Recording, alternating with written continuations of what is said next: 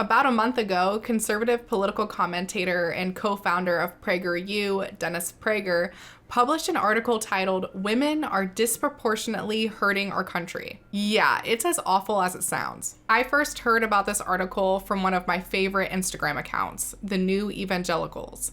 If you haven't heard of them before, they're a nonprofit and community for those who've been hurt or marginalized by the evangelical church. One of the main ways they create space for marginalized groups is by calling out things like Christian nationalism and fundamentalism and holding church leaders accountable for harmful actions. Although I'm not religious myself, the New Evangelicals is a faith-based group that I'd like to link arms with because at the end of the day, we share the same goals of inclusivity, equality, and tolerance. So please check them out if you haven't already. A link to their Instagram and website will be down in the description. In today's video, I'd like to respond to Dennis Prager's article because not only does he fail to demonstrate exactly how women are supposedly hurting our country, but he actually makes a compelling case for the exact opposite, that women are at the forefront of societal advancement. All right, let's start reading this article. When I was in college, I read a book by George Gilder, one of the wisest thinkers of the last half century, titled Naked Nomads, which had a deep impact on me. It was about single men and all the pathologies associated with them. For example, Gilder drove home the point that the biggest factor concerning violent crime was that it's overwhelmingly committed by single men. While there was no danger, I would say no chance, that I would commit a violent crime, though I was at the time single, this fact, along with others in the book, made me a lifelong advocate of marriage.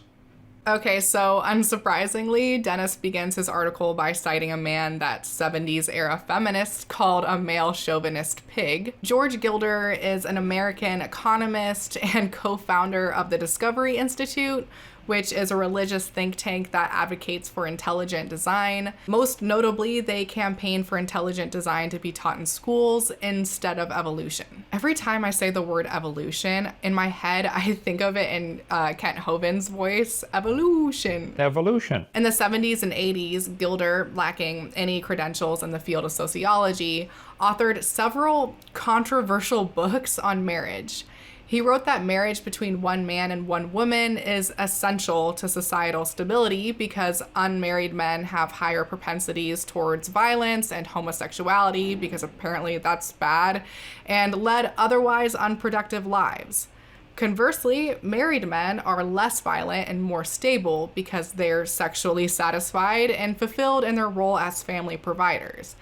Gilder attempts to back up this claim with hobbled together statistics and his own personal anecdotes. Now, I don't know whether or not single men carry out more violent crimes. I know overall men are more likely to commit violent crimes than women are, but even if this were true, that doesn't mean that singleness causes violent crime. Correlation doesn't equal causation. Therefore, we can't conclude that the way to prevent violent crime is by marrying off all single men. Dennis Prager props up Gilder's ideas on marriage because they conform to what he already believes on the subject. Dennis subscribes to traditional marriage and gender roles, believing this to be God's design for humanity, and he'll latch on to whatever supports that. But what does any of this have to do with why he thinks women are destroying America? I guess let's keep reading to find out. I also came to realize that raising good men was the most important thing society could do. If it doesn't, the male propensity to physical aggression and predatory sexual behavior will wreak havoc. Therefore, raising boys to control their natures is fundamental to society avoiding chaos. Of course, he thinks that the most important thing society can do is coddle fragile heterosexual men. Over the course of a lifetime, however, I have come to realize that while society was right about males, it was wrong about females. Bro, don't refer to them as males and females, just call them men and women. It's giving incel vibes. Whether spoken or unspoken, most people thought that girls just didn't need to be raised to control their natures nearly as much as boys did. But they do. It's true that females are not inclined to violence or predatory sexual behavior as men are, but this hardly means that girls and women don't have to learn to control their natures. On the contrary, as I have been telling parents for many years now, they need to teach their daughters to control their natures just as much as they teach their sons to do so. Specifically, girls have to learn to control their emotions. Oh God, we're not even a quarter of the way into this article and he's already playing into the outdated hysterical woman trope. It's 2022, Dennis. We don't ask women if they're on their periods anymore. Just as the male sexual drive and violent impulses can overwhelm their conscience and their ability to think and act rationally, emotions can do the same thing in girls and women, overwhelm their conscience and their ability to think and act rationally.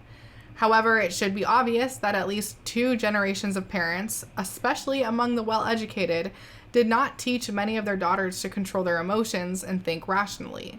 The result is that women are disproportionately active in doing damage to our society. I shouldn't have to explain why it's wrong to stereotype women as more emotional and less rational than men, but here we are. Studies on gender differences and emotional regulation don't support this stereotype.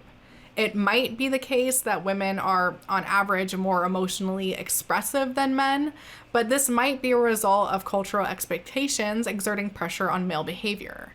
There is, however, a difference in how society interprets women expressing emotion versus men expressing emotion. In the workplace, for example, assertive women are often described as bossy or bitchy, especially if they hold a position of leadership. On the other hand, assertive men are described as confident or successful. Workplaces also tend to tolerate men expressing anger more than women expressing anger. Angry men are just being cutthroat in order to get the job done, while angry women are hysterical or out of control. This gender bias only serves to hold women back from positions of leadership, power, or influence. So yeah, Dennis is right that the last 2 generations of parents, especially if they're highly educated, probably didn't teach their daughters to control their emotions to a degree that he would like, because they were educated enough to realize that this idea is just a bunch of misogynistic bullshit. They were also probably educated enough to know that emotions can't and really shouldn't be controlled in that way. We're primarily emotional beings, not rational ones, and we feel what we feel. What we can control is how we process our emotions and how we allow our emotions to influence our actions. We should also note that the male propensity towards physical aggression stems from emotion. I don't know why Dennis acts as though it stems from something else. We should teach men to healthily process their emotions because, as Dennis himself explained, not doing so results in quantifiable harm. It results in violence. So exactly how are women's unchecked emotions harming society? The most obvious example is education. So I guess he's not even going to connect those 2 ideas, like how are women's emotion, what does that have to do with education? Anyways, American schools teach less and indoctrinate more than ever before. Big city public and most private schools are damaging young Americans to an extent and in no ways no one imagined just a few years ago. Young children are prematurely sexualized. They are, for example, exposed to drag queen story hour in class and in local libraries from the age of 5. These feature a man dressed as a woman reading and dancing for them. Okay, so Drag Queen Story Hour is a global network of organizations that hold child-friendly events, mostly in public libraries. As far as I can tell, some schools are holding Drag Queen Story Hour, but it's not something that's happening in every single school in the entire country. I think Dennis is exaggerating and using specific wording like indoctrinate to elicit fear and outrage from his readers. Also, people of any gender can perform in drag. Dennis is obviously extremely uneducated about this topic, or more likely he's spreading lies to further his agenda. But even if Drag Queen Story Hour was happening at every school, how is someone dressing up in colorful and whimsical outfits and reading wholesome stories to children sexualizing them? And how is this related to women being emotional? Like, he didn't connect those 2 ideas at all. And who is facilitating all of this? In virtually every case, a woman. 92% of kindergarten teachers are women, 75% of all teachers are women, and 85% of librarians are women. Again, correlation doesn't equal causation. If the roles were reversed and 75% of teachers were men, that doesn't automatically mean that schools wouldn't have Drag Queen Story Hour. It's almost like Dennis just wants to blame women for everything he disapproves of. Obviously, not all drag shows are meant for children, but drag isn't an inherently sexual thing. I think it's important for children to be exposed to people of all walks of life, especially to those living authentically and expressing themselves through performance art. And they are teaching young people to despise their country. The creator of the poisonous 1619 project is a woman. To feel guilty about their white privilege, or to think of themselves as victims if they are black. Even worse, they're indoctrinating them in non-binary thinking regarding sex and gender. As City Journal reports, Los Angeles Unified School District has adopted a radical gender theory curriculum encouraging teachers to work toward the breakdown of the gendered binary, to experiment with gender pronouns such as they, ze, and tree, and to adopt trans-affirming programming to make their classrooms queer all school year. I mean, yeah, queer people are queer all year long. It's not like we're queer for 1 month and then magically turn straight for the rest of the year. The same is happening in school districts around the country. These ideas originated in university gender studies and women's studies departments, nearly all of whose professors are female. Okay, besides for the fact that this article is just bigoted and horrible, it's not even well written. Like, I don't know, it's kind of like he shit this out in an hour and was like, okay, good. You're telling me that women disproportionately advocate for young people to be taught our nation's actual history, not a whitewashed version of it, and that women teachers recognize that gender is mostly socially constructed and want their classrooms to be a place of inclusivity, and that's a bad thing because you say it is? Come on, Dennis. You gotta back up your claims with more than it's bad because I say it's bad. Teachers and their unions did great damage to young people during COVID-19. They demanded, because of their hypochondria and an apparent inability to apply reason to COVID-19 risk, that schools be closed for nearly 2 years. Teachers' unions in big cities threatened to go on strike if schools reopened. Schools weren't closed for 2 years. Classes were held online to protect the health of students, teachers, and school staff. The way he worded it here sounds like kids went completely without the educational system for 2 years. That didn't happen. Need I remind you, Dennis, that over 1 million Americans have died from COVID-19? Do you really think that all teachers suffer from hypochondria? I think it's reasonable to take precautions against something that has killed millions of people worldwide. In general, teachers' unions are just radical arms of the Democratic Party and the progressive movement.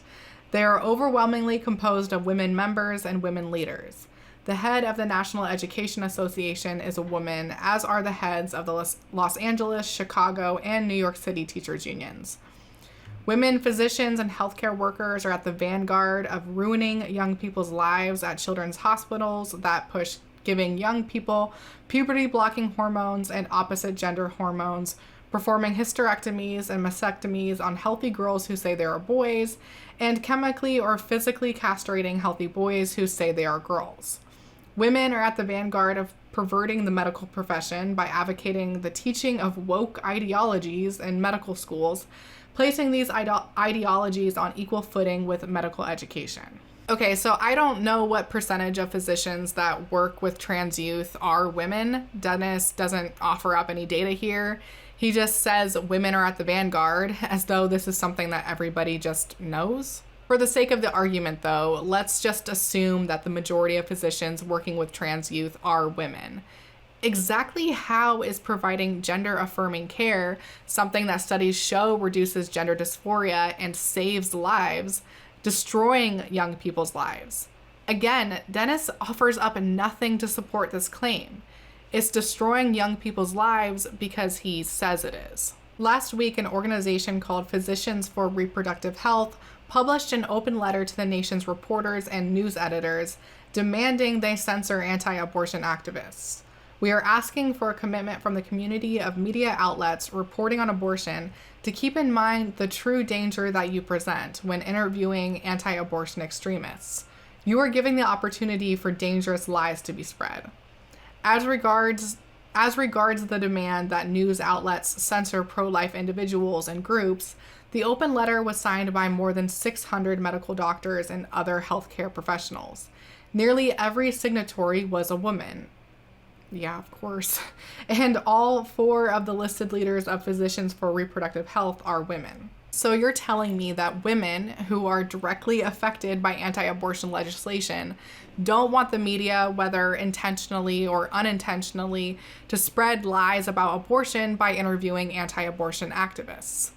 Why is this a bad thing? Oh yeah, because Dennis says it is. Women clergy have been at the vanguard of pushing Christianity and Judaism to the left. Oh my God, the horror. Leaving mainstream churches and synagogues increasingly empty. Of course, the increasingly feminized male clergy go along with their female colleagues. Where's the data on this? What evidence does he have that left-leaning churches and synagogues struggle with keeping congregants? Oh, and of course, male clergy on the left side of the political spectrum were just manipulated by a woman into being there. And women are disproportionately supportive of cancel culture, the greatest threat to God, I can't read this. The greatest threat to free speech in American history. I don't even know what to say anymore to this. It should go without saying, but it's undoubtedly necessary to note that there are many women doing great, even heroic things for our society, and that many men are working to wreck it. But for those who associate women with instinctively protecting children or with being supportive of a traditionally religious life, this era in American history has provided something of a shock. I'm sure it's shocking to those who believe a woman's role is limited to raising children and serving the Lord to see women who don't conform to those expectations. But just because something is shocking to you doesn't mean that it's harmful. This article points out societal changes that the author dislikes, and then, without demonstrating how, concludes that these changes are destroying America. It then arbitrarily blames women and their emotions for these changes, so that ultimately Dennis can subtly make the case that women don't belong in positions of power or influence, but belong in the home raising children. Given that he didn't even try to support the claims made in this article, I don't think Dennis meant to build a convincing case here. This was only meant to embolden those already convinced of his narrative. What I find funny about this article is that if you read it without Dennis's assumptions surrounding harm, but follow his reasoning otherwise, you'd get the impression that women are at the forefront of social progress. Whether it's advocating for tolerance in public spaces, promoting critical thought on difficult social and historical topics, protecting children from disease, or advocating for bodily autonomy, women appear to be leading the charge. If that's what not teaching women to control their emotions leads to, I've got to say this article makes a great case for letting women embrace their emotional nature. So to all the ladies watching, get out there and be as caring, tolerant, and change-making as you can be. You'll only make the world better for it. And if you make some controlling, neurotic chauvinist like Dennis Prager upset in the process, be proud. You're doing something right. Thanks so much for watching, and a huge thank you to my patrons who help make these videos possible. If you like this video, please be sure to subscribe and ring the bell. If you'd like to follow me on social media, my Instagram is Taylor_the_antibot, and my Twitter is the antibot. If you'd like to support this channel financially, a link to my Patreon will be down in the description, and I'll see you all in the next one. Say bye!